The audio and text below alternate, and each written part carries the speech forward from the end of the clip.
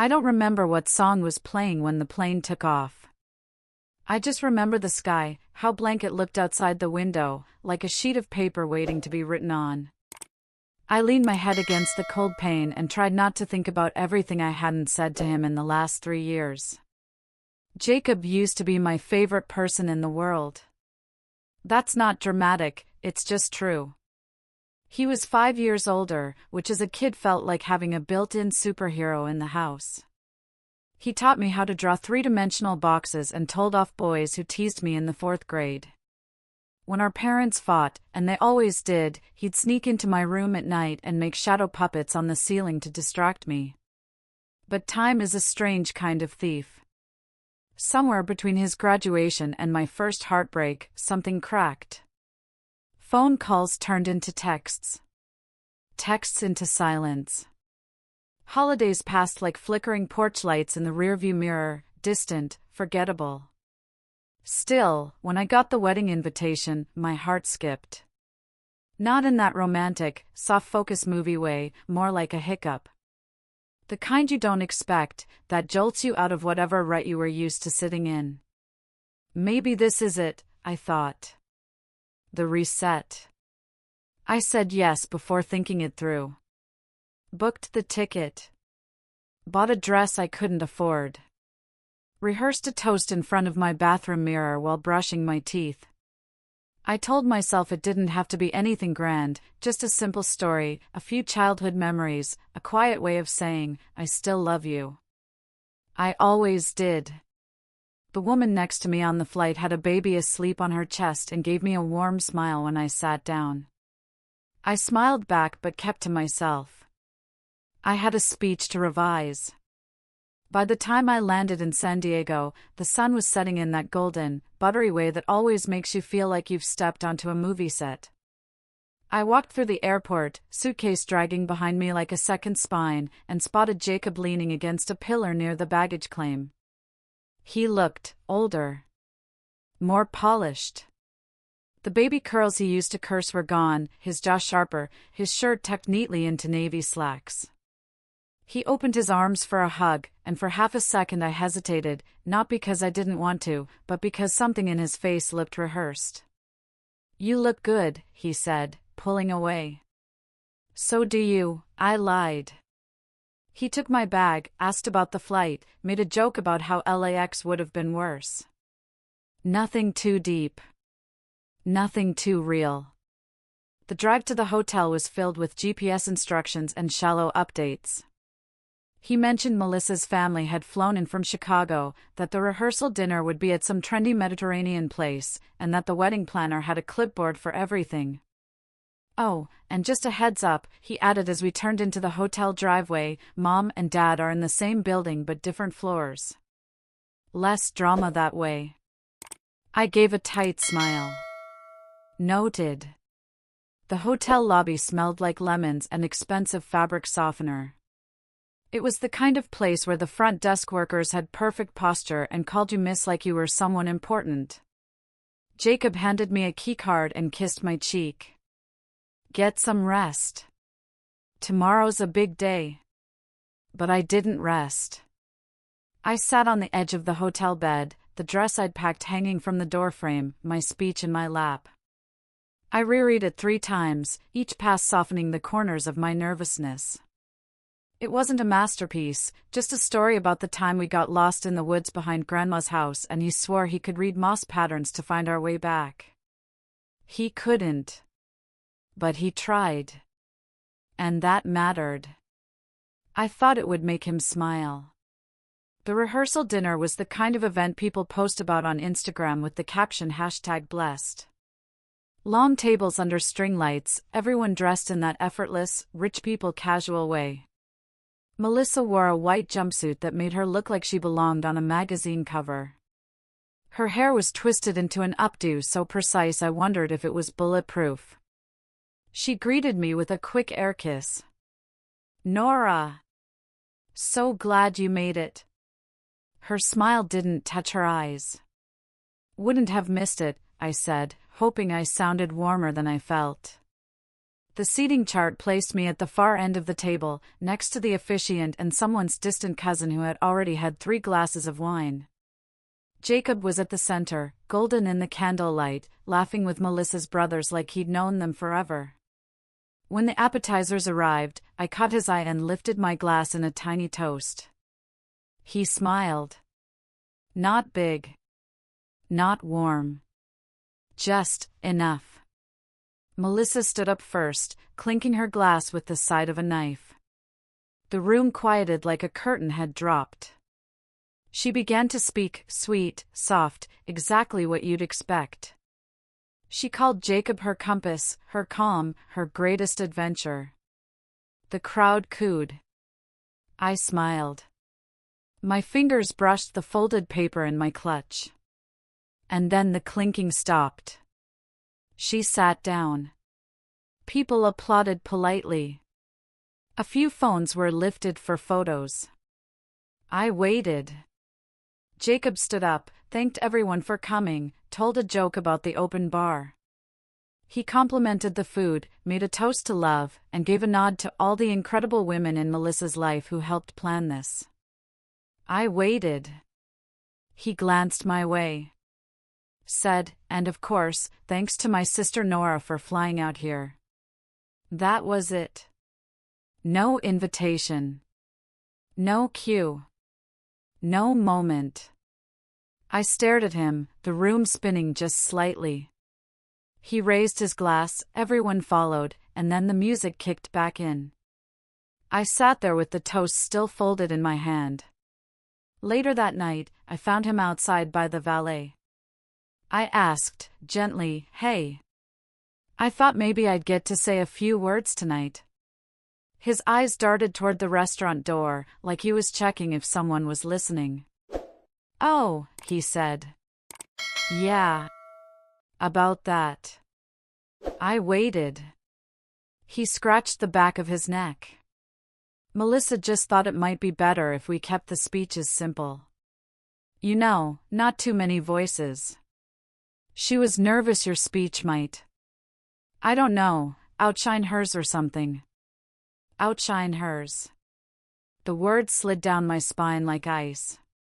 He tried to smile, tried to make it light. "She's just a little sensitive about public speaking. And you're good with words." I laughed, but it came out wrong. "So good I should stay silent?" "Nora," he began, but didn't finish. I nodded. Tucked the speech back into my purse. Got it. Then I walked away, the string lights above me blurring into halos. I didn't cry. Not then. Not in front of him. But somewhere in the back of my mind, a tiny door closed. Not slammed, just gently, like a whisper. Something was wrong. I just didn't know how deep it went yet. I woke up to the sound of distant laughter. Through the hotel wall, someone was squealing over coffee or hair curlers or something soft and girlish. I lay still in bed for a long time, trying to figure out whether I was more tired or sad. My dress hung like a ghost on the closet door, untouched. My makeup bag lay open on the bathroom counter. I'd brought everything I needed to look put together. But somehow, the feeling never arrived with it. There was a group text from Melissa that morning. "Excited to marry the love of my life today. Let's keep the vibes happy and easy." 2 hearts. She had tagged her bridesmaids, her mom, her cousins, but not me. I only saw it because someone else had left it open on the shared iPad at the check-in desk. I pretended not to notice. After a long shower, I dressed slowly. The pale blue gown fit like it had in the store, which was some small grace. I looked in the mirror and tried to smile. The kind that said, "I'm fine. This is fine. You're being dramatic." Downstairs, the lobby was a swirl of satin dresses, perfume, and nerves hidden under perfect teeth. Melissa's cousin asked if I could run up 2 corsages to the bridal suite. I said yes, because what else do you say? At the suite door, I knocked lightly. Inside, they were blasting music, something peppy and glittery that didn't belong to my world. Melissa opened the door and blinked when she saw me. "Oh. Hey. Thanks." She took the corsages but didn't invite me in. The door closed as quickly as it had opened. I stood there for a second. Then turned and walked back to the elevator, heels clicking too loud in the hallway. At breakfast, Jacob waved me over briefly, then got pulled away by one of Melissa's uncles. I ended up sitting with an older woman from Melissa's side who asked what I did for a living, then immediately changed the subject when I said freelance artist. I was used to that response. What I wasn't used to was how much it stunned today. No one mentioned the rehearsal dinner. No one said anything about the missing toast. My parents were polite in that practiced way that adults master after decades of family discomfort, pretending that if you don't acknowledge a bruise, it stops hurting. I wanted to ask my mom about it. I almost did, twice. But both times, she turned her head right before I spoke, busying herself with coffee or fixing Dad's tie. Like she knew what I wanted to ask, and wanted even more not to answer. The ceremony was held in a glass-walled conservatory wrapped in vines and overpriced florals. Everything was white and green and painfully intentional. Melissa looked stunning, I'll admit that. Like she had been cut from marble and dipped in honey. Jacob looked happy, or at least, well-rehearsed. I clapped when they kissed. I smiled for the group photo, standing 3 rows back, half-shadowed by the bridesmaid's hair. My name wasn't called during the bouquet toss, but I stood nearby just in case.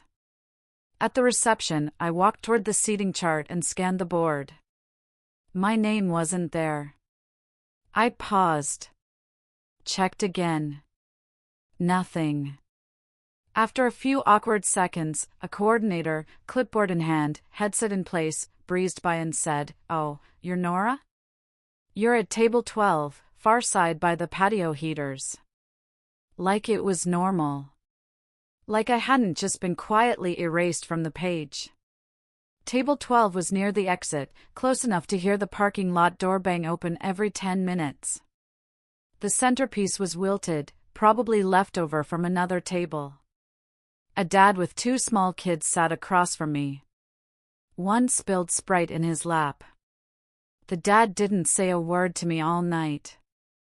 During the father-daughter dance, I slipped away to the bathroom and sat in the stall for 15 minutes, letting the music echo through the tile. My fingers itched for my speech again. I still had it, folded in my clutch like a bruise I couldn't stop pressing. I thought about reading it into the mirror. Just once. Just for me. But I didn't. When I came back out, the DJ had moved into the everyone dance portion of the night. Couples spun and dipped and raised their hands to the ceiling like confetti might fall. Jacob and Melissa glided through the crowd like royalty, arms tight, lips close. I waited for him to pull me into a dance. He didn't. Instead, I watched from my seat as he danced with Melissa's sister, Melissa's mother, Melissa's childhood best friend. One by one, women were twirled and spun and twinkled under the lights like stars in some constellation I didn't belong to. Someone brought out champagne for a second round of toasts. Melissa's father gave one. Then her maid of honor. Then Jacob's old college roommate, a guy I barely remembered, but who apparently remembered everything. He told stories from frat parties and cross-country road trips, his voice thick with nostalgia and too much wine. Jacob laughed so loud his shoulders shook. Melissa dabbed her eyes like it was the most beautiful thing she'd ever heard. I clapped with everyone else. And then my mother stood. She raised her glass. Smiled. "I just want to say," she began, "how beautiful it is to see your children find their people. Jacob, you've grown into such a thoughtful, strong man. And Melissa, I am so glad to call you family." She looked toward them with a softness I hadn't seen in years. No mention of me. No, and we're happy Nora could be here. No nod. No glance. Just a silent rewrite of the evening where I was never part of the sentence. I didn't realize I was gripping the edge of the table until my knuckles turned white. My champagne glass sat untouched. The song that followed was one Jacob and I used to sing as kids on road trips. Mr. Blue Sky. We had a whole made-up dance routine to it once, clumsy and hilarious, but ours. I thought for a split second that he might lock eyes with me when it came on. Maybe smile. Maybe point, like, hey, remember this? He didn't. Instead, he danced to it with Melissa's niece, spinning her around like she was the only one who mattered. And maybe she was. I sat back in my chair, surrounded by clinking glasses, spinning skirts, and polite applause.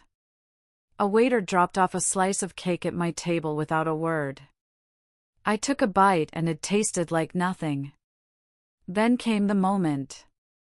I was reaching for my phone in my clutch when I noticed a screen lighting up at the next table. Someone had left their phone unlocked, probably Melissa's sister, and a text had popped up in the preview window. Glad we kept her out of the speeches. She would have made it all about herself. My chest went tight. I looked away so fast it made my head spin. But the words burned anyway. Kept echoing. All about herself. All about herself. I wanted to disappear. I wanted to walk out and let the cold night swallow me whole. But I didn't move. I just sat there, surrounded by smiling faces, with a piece of myself quietly breaking inside. And no one noticed. The air outside the venue felt like it had been holding its breath all day. Heavy. Still. The string lights above the patio barely moved, as if even the wind didn't know how to behave around a wedding. I stood under one, fingers curled around the base of my wine glass, the stem slick with condensation. The party thumped behind me, all glitter and sugar. I'd slipped out when the cake cutting started. The crowd had gathered around them like fireflies, drawn to the sweetness, the sparkle, the performance. I couldn't stomach another round of applause. Not when my hands felt so empty. I told myself I just needed air. A breather. A moment to pull it together. But truthfully, I was unraveling. It wasn't loud or dramatic. No screaming, no mascara streaked across my cheeks. It was smaller than that. Quieter. Like a thread coming loose at the hem of a dress, unnoticed at first, until it's all you can feel.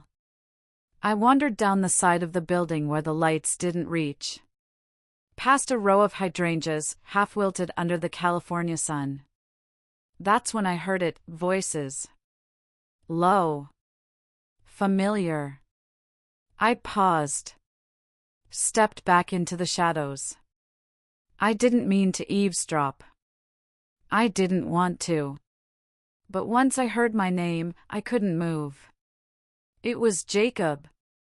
And Melissa. They were just around the corner, near the vendor entrance. She's just so exhausting, Melissa said. I mean, I tried. I really did. But everything with her is always so emotional. Like she's writing a novel in her head and we're all just background characters. Jacob chuckled. Yeah, I know. She brings this weird energy. Like, I don't know, like we're supposed to feel bad for her or something. It's your wedding, Jacob. Not her stage. There was a pause. And then Jacob's voice, low, steady, like a knife under warm butter. She doesn't know how to be happy for other people without making it about herself. She always needs to feel special. Melissa laughed softly. Well, not tonight. No, he agreed. Not tonight. I think I stopped breathing. My nails dug into my palm. I didn't even feel it. They moved back inside, their silhouettes brushing past the curtain of ivy. I stayed frozen. The words, they didn't hit all at once. They came in slow waves. Exhausting. Background character. Not tonight. Each one like a foot pressed down on my chest, a little harder every second. I don't know how long I stood there. 10 minutes. 20. The music behind me felt like it was coming from another planet. When I finally moved, I didn't go back through the front. I took the long way around the venue, walking slowly along the edge of the garden. I passed the photo booth where couples were giggling, putting on oversized glasses and feather boas. I passed the dessert cart. Past the guest book. And I ended up in the women's restroom, second floor, next to the bridal suite. It was empty. Thank God. I went into the last stall, locked the door, and sat down on the closed lid like my knees had finally given out. The tile was cold beneath my shoes. I stared at it. At the way the grout lines formed a crooked little maze. I followed one corner to the next, like if I could trace the right path with my eyes, it would lead me out of this. But there was no out. Not really. Somewhere deep in the back of my mind, a memory knocked. It was summer.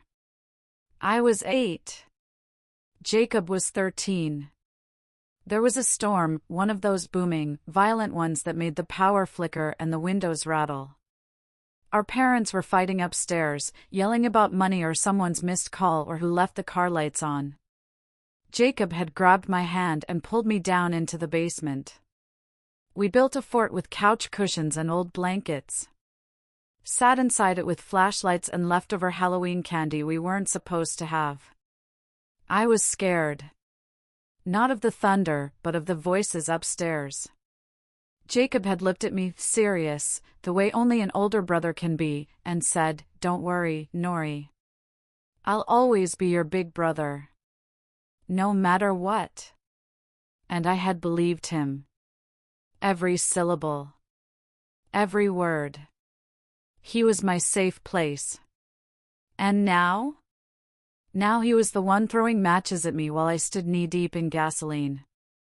I closed my eyes and leaned my head against the side of the stall. The coolness of the door was a comfort, small as it was. My fingers moved slowly, reaching into my clutch. I pulled out the folded piece of paper. My toast. It was still there. Unread. Useless. My handwriting stared back at me like a ghost of a girl who hadn't yet learned how to be invisible. I didn't cry. Not fully. My throat burned, but no tears came. Just that quiet ache, the kind that lives in your bones. The kind that makes your shoulders curl in like you're trying to hug yourself from the inside. My phone buzzed. A message from my mom. "Aunt Sharon wants to know where you went. You should be here for the group photo." That was it. No heart emoji. No, "Are you okay?" I turned the screen off. Then I powered it down completely. And for the first time in a long, long while, I allowed myself to disappear. The hotel bar was nearly empty. Just a few scattered guests nursing nightcaps, the soft hum of music that didn't belong to any decade, and the kind of dim lighting that made everyone look a little more tired than they probably were. I slid into a corner booth with a half-empty glass of something too sweet and too strong, the kind of drink you order when you've given up on pretending you know what you like. I changed out of my gown and into an oversized sweater I kept in my suitcase for late-night flights. My makeup was smudged, but not from crying. I hadn't cried. Not really. That somehow made it worse. My phone lit up with a new notification, a photo of the wedding party, posted by Melissa's cousin. The caption read, "All the people who made this day perfect," followed by a cascade of heart emojis and champagne flutes. Everyone was in the photo. Even distant relatives. Even the college roommate who mispronounced Melissa's name during his toast. I wasn't in it. I scrolled down, and there it was again, another post from someone else, this one with the bridal party posing around Jacob and Melissa like backup dancers. I was tagged, but not pictured. Just a name without a face. Then came the messages. One from a family group chat I didn't even realize I'd been in until I saw the "you've been removed" notification.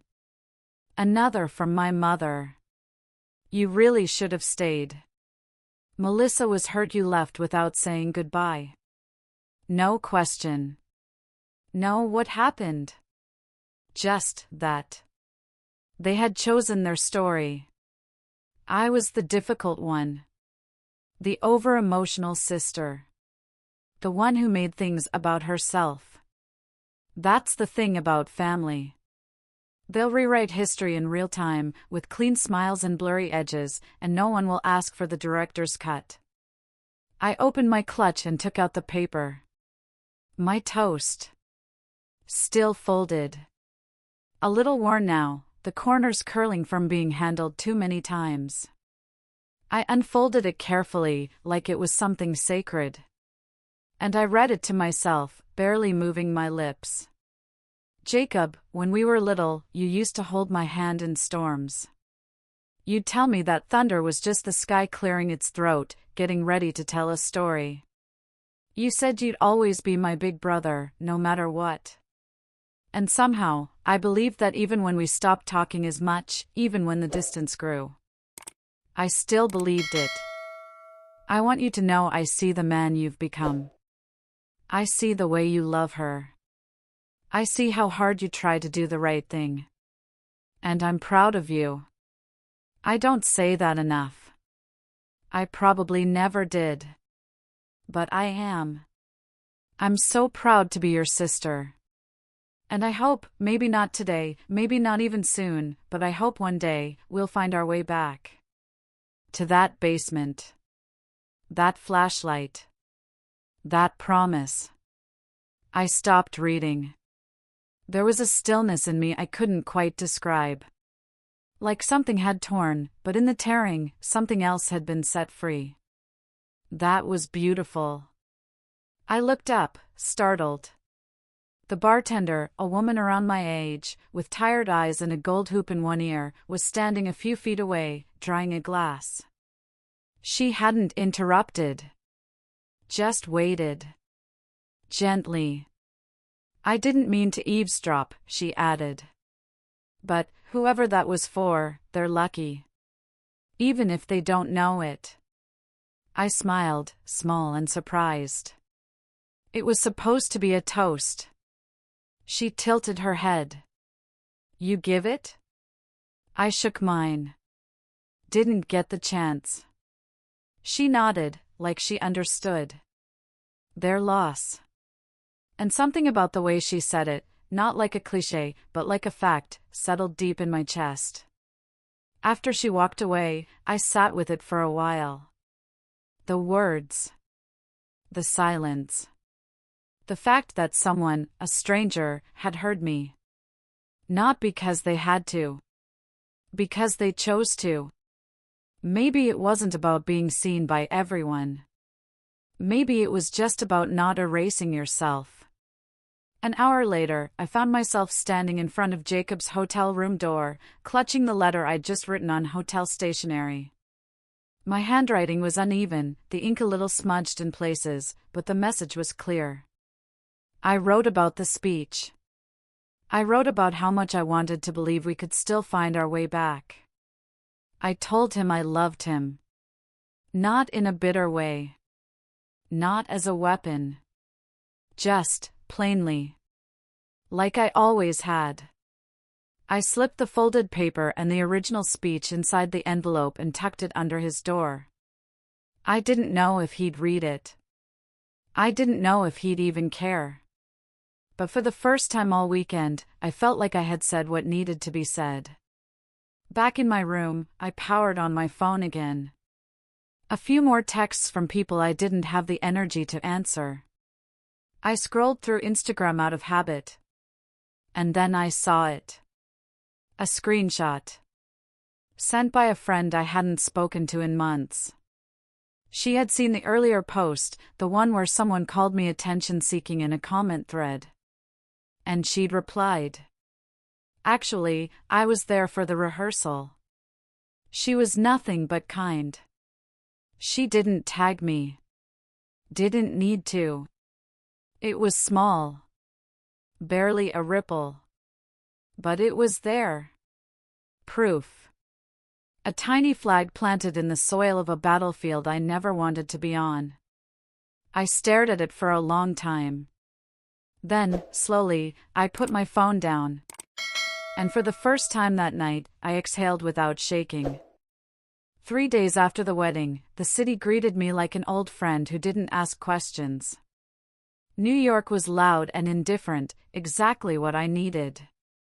I dragged my suitcase up the stairs to my apartment, kicked off my shoes, and collapsed on the couch, still in the same clothes I wore on the flight. There were no welcome balloons, no apologies in my inbox. Just an endless hum of life moving on, the way it always does. I opened my laptop. Not out of curiosity, out of instinct. I don't know what I expected to see. A message from Jacob? Maybe something like, I read your letter. I'm sorry. Or even just I saw you. But instead, there it was. An email from Melissa. Subject line, disrespectful behavior. No greeting. No warmth. Just paragraphs of tight, polite venom. I was disappointed to hear you left the wedding early. I understand you were upset, but I hope you realize that your decision to insert drama into what was supposed to be a joyful weekend was deeply inappropriate. Jacob didn't need emotional manipulation during the most important weekend of his life. Leaving him a letter full of guilt during our wedding night was unfair and honestly, a little cruel. I threw it away. He never read it. I didn't want to ruin his mood. I sat there, reading it over and over. The words didn't just sting, they cemented something. A truth I hadn't wanted to accept. This wasn't about a single toast. Or a speech. Or even a misunderstanding. This was about removal. I wasn't supposed to be part of Jacob's new life, not in any way that complicated their version of perfect. I wasn't written out because I was dramatic. I was written out because I remembered who we used to be. And that made me inconvenient. I closed my laptop. My chest felt hollow, like someone had scooped out the softest parts of me and left the shell behind. I could have responded to the email. I could have matched her tone, fought back line for line. But I didn't want to shout into a void. I wanted clarity. I reached into my coat pocket and pulled out the original speech, the paper now soft at the edges, nearly translucent from being unfolded so many times. I smoothed it out on the table. Read it again. And then I opened Instagram. I didn't tag anyone. I didn't write names. I didn't post a selfie with a pointed caption. I posted a photo of the folded speech, resting on the bar napkin from the hotel. Then I wrote this for someone I love. I never got to read it. Not because I changed my mind, but because someone else decided my words weren't welcome. It hurt. More than I expected. I stayed quiet. I blamed myself. I thought maybe I had done something wrong, wanted too much, felt too deeply, remembered things no one else did. But I've learned that there's power in telling the truth, not to be loud, but to be clear. So here it is. For anyone who's ever been edited out of their own family's story. For the ones who were too much or too soft or too hard to fit the mold. You're not wrong for remembering. You're not wrong for caring. And then I copied the full speech into the caption. That was it. I hit post. And for the first time in weeks, my hands stopped shaking. I didn't expect anything from it. I just needed the words to exist somewhere besides the inside of my chest. The next morning, I woke up to notifications. Dozens of them. Comments like, "This made me cry. I've been here. I don't know you, but thank you for writing this. Same story. Different family." And then, quietly, a direct message. From my cousin Layla. We hadn't talked in years, not since college. I always saw how they treated you. I just didn't know what to say. I'm sorry I didn't speak up then. And that was when the air started to shift. Not because I had proven anything. Not because Jacob came crawling back. But because someone had finally said, "I believe you." Later that week, I ran into Melissa's friend Rachel, the one who had been in all the bridal shower photos. She was sitting across from me at a tiny cafe in the village, both of us waiting for separate brunch dates who were running late. She saw me, blinked, and said, "You're Nora, right?" I nodded, wary. "I read your post," she said. Melissa was not happy about it. I raised an eyebrow. "That doesn't surprise me." She stirred her coffee, then glanced up, voice low but steady. "I was there when she opened the letter. She read it. She lied to Jacob." I froze. She kept going. She said it would mess with his head. That he didn't need the emotional weight. So she tossed it before he could see it. Then told him you left out of nowhere, like you were making a scene. I swallowed hard. "Why are you telling me this?" Rachel shrugged. "Because you didn't deserve that. And because watching you get erased like that, it felt wrong." We sat in silence for a minute. Then she nodded once and stood. Her brunch date had arrived. But before she left, she turned back to me and said, "Sometimes the truth just needs one person to say it out loud." That stayed with me all day. I didn't confront Jacob. I didn't need to. Because I knew now, the story was never about proving my place in someone else's fantasy. It was about reclaiming the parts of myself I'd been told were too much. Too emotional. Too inconvenient. Later that evening, my mom called. I let it go to voicemail. Then came the text. "We need to talk. Your post is causing problems." I didn't reply. Instead, I walked to the park. Sat on a bench. Let the breeze tangle my hair and the city move around me like nothing had changed. But everything had. I wasn't louder. I was just clear. And the silence that came after wasn't mine anymore. The city moved on without asking how I was doing. Subways ran. Coffee brewed. Dogs chased pigeons in the park like nothing had cracked open. But I noticed the difference, not in the noise, but in what the silence had become. It wasn't heavy anymore.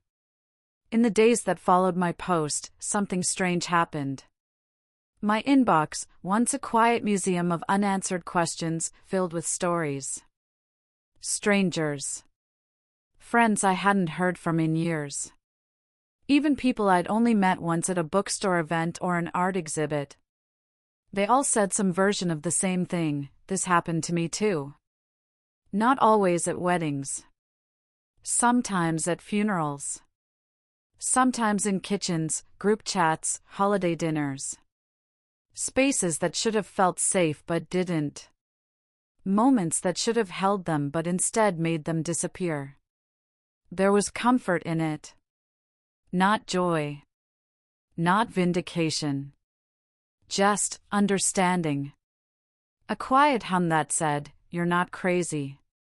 You were just in a room that refused to see you." I didn't hear from Jacob. Not a text. Not a call. Nothing. At first, it felt like confirmation. Proof that I had been right to let go. But then I realized something softer. I wasn't waiting anymore. I didn't need him to validate my story. I had already lived it. One evening, about 2 weeks after I got back to New York, my mom called. This time, I answered. She didn't say hello right away. Just breathed for a few seconds, the kind of breath that comes before something too long delayed. You are always the sensitive one, she said. It's not a bad thing. I didn't respond. I let her fill the space. I didn't protect you. Not the way I should have. I think I thought if we just ignored it, it wouldn't get worse. It did, I said quietly. I know, she whispered. She didn't say she was sorry. Not directly. But maybe that's what her silence had been trying to learn how to say. I didn't need more than that. I'm okay now, I told her. Really.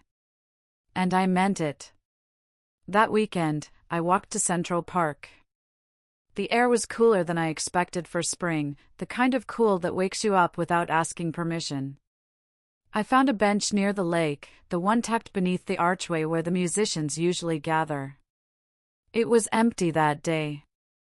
Just me and the slow ripple of water and the soft scratch of wind brushing the tops of the trees. I pulled up my phone and scrolled through my camera roll until I found the photo of the speech. The one I had posted weeks ago. The one that had cracked something open in others. I read the last lines out loud, barely louder than a whisper. I want you to know I see the man you've become. I see the way you love her. I see how hard you try to do the right thing. And I'm proud of you. I don't say that enough. I probably never did. But I am. I'm so proud to be your sister. And I hope, maybe not today, maybe not even soon, but I hope one day, we'll find our way back. To that basement. That flashlight. That promise. A pause. And then, for the first time, I let those words belong to me, not to him. Not as a gift offered. But as something I had written from love. From truth. From the girl I used to be, and the woman I was now. A jogger passed. A kid ran by with a kite too big for his arms. I smiled. I stood up and walked to the water's edge. There, tucked in my pocket, was one last folded page, the original toast. The ink now faded, but still legible. I didn't read it again. I just watched as I let it slip from my fingers into the wind. It drifted for a moment, weightless, suspended, before the breeze carried it into the lake. The paper floated, spun gently, then softened at the edges as the water claimed it. I didn't feel sad. I didn't feel triumphant. I just felt free. Some stories don't end with applause. But that doesn't mean they weren't worth telling. And maybe, just maybe, the quietest stories are the ones that stay with us the longest. I turned and walked home. Alone. Whole. And finally unafraid of the silence.